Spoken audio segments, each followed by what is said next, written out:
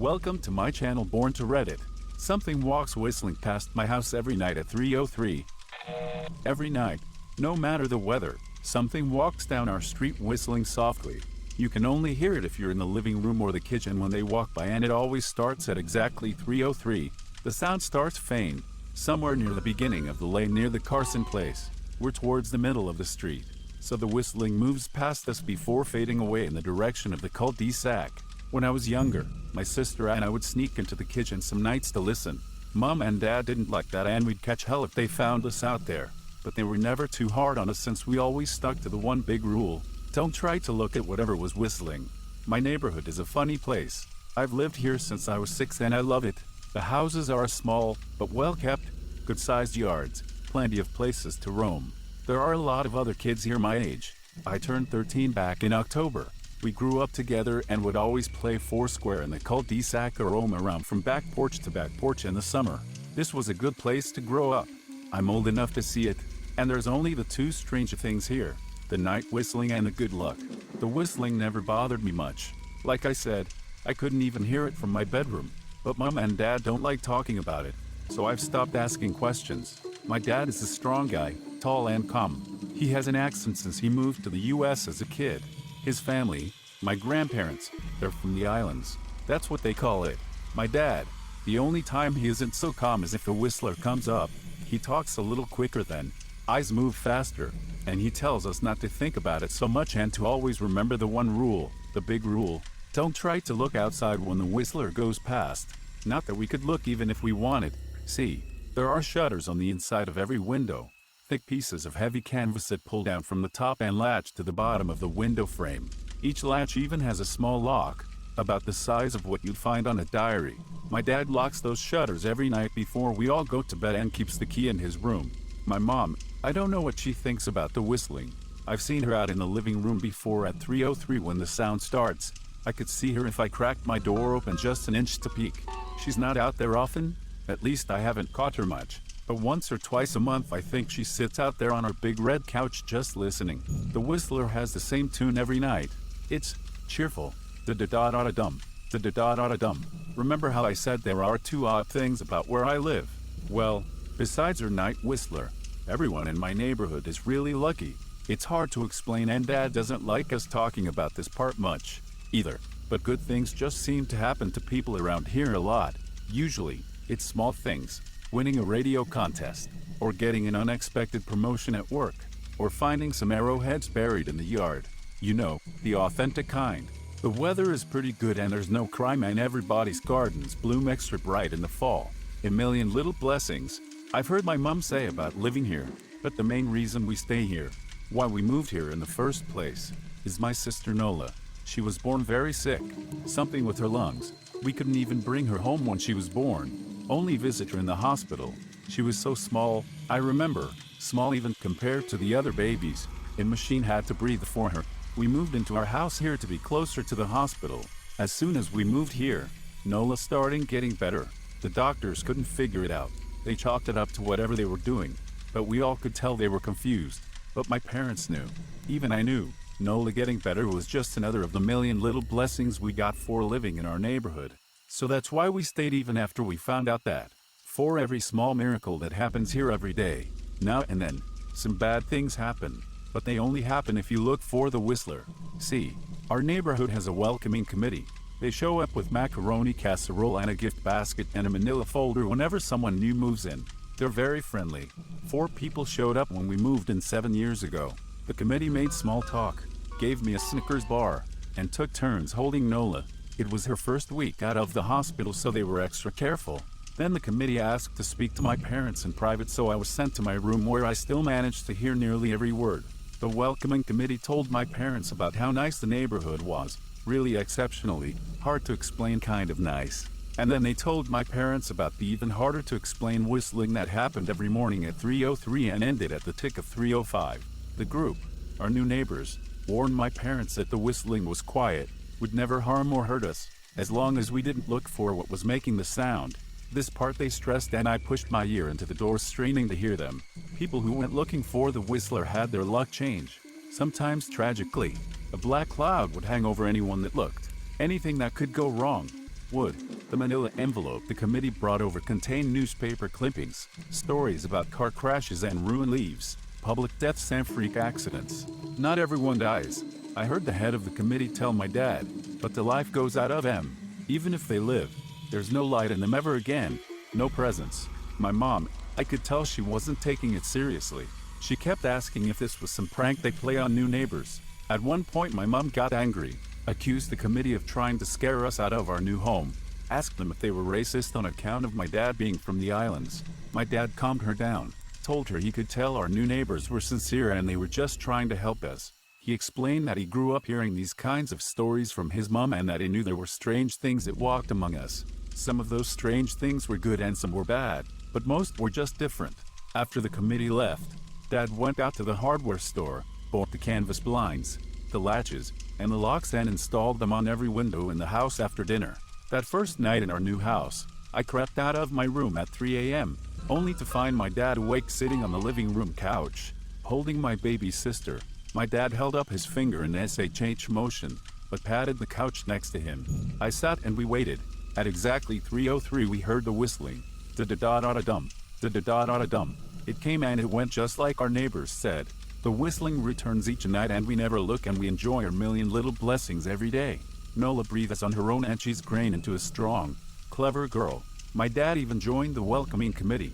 We don't get new neighbors often. Why would anyone want to leave? But when a new family moves in, my dad and the committee bring the macaroni casserole, a gift basket, and a manila folder.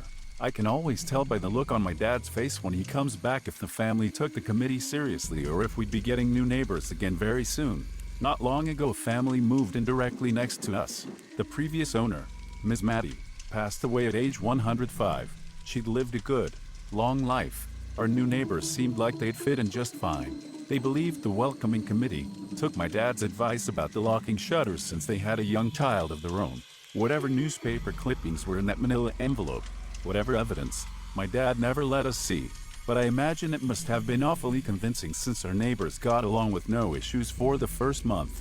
One night, when our new neighbors had to leave town, they sent their son, Holden, to stay with us. He was 12, a year under me in school. I didn't know him well before that night, but as soon as his parents dropped him off after dinner I could tell it was going to be a bad time. Do you know who is always out there whistling every night? Holden asked the moment the adults left the room. The three of us were sitting in the den, some Disney movie playing idly on the television. My sister and I exchanged a glance. We don't talk about that. I said, I think it's that weirdo that lives in the big yellow house on the corner. Holden said, Mr. Tolles. My sister asked, no way. He's really nice. Holden shrugged. Must be a psycho killer. Then, Nola tensed. We don't talk about it. I repeated, let's go in my room and play Nintendo. We spent the next few hours playing games, eating popcorn and then watching movies. A typical sleepover, but I could see Holden was getting antsy. After my parents had wished us a good night, locked the blinds, and gone to bed, Holden stood up from his beanbag and walked over to where Nola and I were sitting on my bed. Have you ever even tried looking? He asked. It's nearly time. Like most sleepovers, we'd conveniently ignored any suggestion of a bedtime. I was shocked to see he was right. It was almost 3 a.m. I sighed. We don't. See, I can't even try to look. Because my dad locks the blinds every night and hides the key, he continued, ignoring me. So does her dad, said Nola. No, replied Holden. No, he doesn't. You saw him do it, I said, a little sharper than I meant to sound. Holden grinned. Your dad locks the blinds. Yeah, but he doesn't hide the key. He keeps it right on his normal keychain. So, I asked, worried I already knew what he would say next, because I had noticed that my dad didn't bother hiding the key anymore after all of these years, because he knew we took it seriously. So, after your dad locked up, but before your parents went to bed, I went to the bathroom, and on my way, I may have peeked into the room, and I may have seen your dad's keychain on his nightstand, and I maybe went and borrowed the key to blinds. Nola and I stared and his grin only grew wider. You're lying, I said. Holden shrugged. You can check if you want. Just open your parents' door and look. You'll see his keychain right there on the nightstand. Stay here, I told both of them. Don't move a muscle. I hurried over to my parents' room, but hesitated at the door. If Holden wasn't lying, my dad would be angry, beyond angry. I was scared thinking about it. but more scared of an open window with the whistler right outside. I opened the door, barely an inch, and looked in, but it was too dark to see. Taking a deep breath, I walked into the room. 2 steps into the dark, I froze. The whistling started, and I could hear it clearly from my parents' room. I never realized, but they must have heard the sound every night since we moved into the house. They never told us. I don't think I could have slept through it. I stood there, listening to the whistling come closer, unsure whether I should turn on a light or call out for my dad. Soft sounds from the living room brought me back to reality. "Nola," I yelled, running out of my parents' room. Holden and Nola were standing near the front door next to a window. Holden wasn't lying. I could see him fumbling with the lock on one of the blinds. I heard a click. He did have the key. Holden let out a quick laugh. Nola stood next to him, hunched up, afraid, but maybe curious. The whistling was right outside her house now. I think I made a sound, called out. I can't remember. Time felt frozen, clock hands nailed to the face, but I found myself moving. I'm not fast. I've never been athletic. Somehow, though, I covered the space between myself and Nola in a moment. My eyes were locked on her, but I heard Holden pull the blind all the way down so it could release. I heard the snap of it start to raise, and I heard the whistling just on the other side of the window. But I had my arms around Nola and I turned us so she was facing away from the window. At the same time, I jammed my eyes shut. The blind whipped open. The whistling stopped. I felt Nola shaking in my arms. "Don't look." "Okay," I told her. "Don't turn around." We were positioned so that she was facing back towards the hallway and I was facing the window. My eyes were still closed. I felt her nod into my shoulder. I reached out with the arm not holding Nola and tried to touch Holden. My hand brushed against his arm. He was shaking worse than Nola. "Holden?" I asked. Silence. I reached past him and gingerly felt for the window.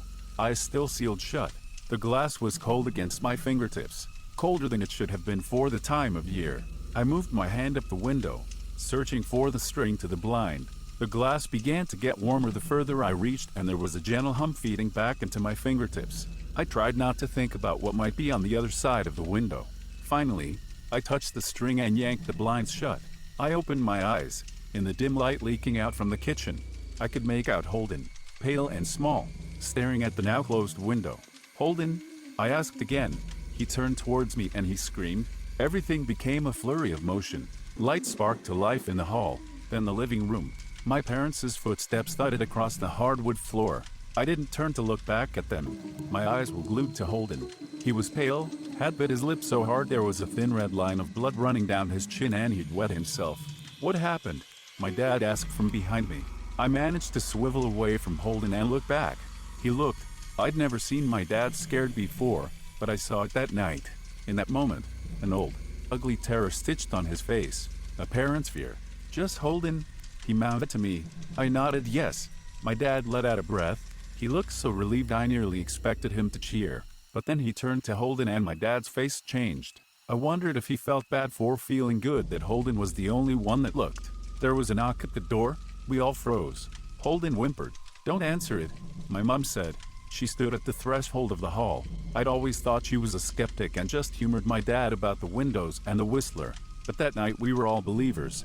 I noticed that both of my parents held baseball bats they must have taken from their bedroom. The knock came again, a little louder this time. "Please don't open the door," Holden whispered.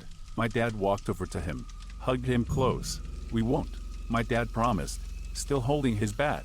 "Nothing is coming in here tonight." Thud, thud, thud. This time the knocking was loud enough to rattle the door.